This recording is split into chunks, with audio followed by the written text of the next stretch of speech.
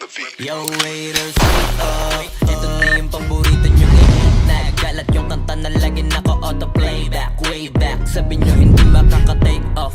Ba't ngayon kami na main act? Alam ko rin kung ba't nagwawala ka. Isa ka rin sa nabura sa mapa. Imbis na magamot, mas lalala pa. Masakit kasi di na sila kilala. Alam kong mahapde, makirot, ulande, tabilog. Pero sa kanila pangikot, sinasabi nyo na di pahinog. Nakatalikod, palibasan kasi di kayo belong. Kayong mga ingit, di madali maging isang ingit.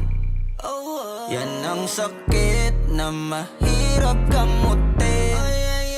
Kasi wala yung lunas, lunas, lunas. Kayong mga ingit, dahil wala yung lunas, lunas, lunas. Masama maingit, kasi wala yung lunas, lunas, lunas.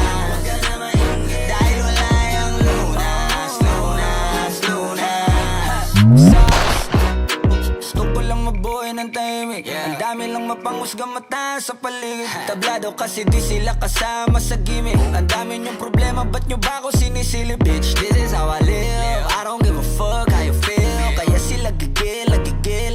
Daming nawala ng papel nung ako'y dumating. Sinubukan nila akong tipagin, kaso nga lang kahit anong gawin ay di nila ako masira. Mga peke na barako at siga. Wala namang napapala tong mababahong hila ng hila. Sabay-sabay lang naglawitan ng dila. Netong mga ingit, di madali maging isang ingit.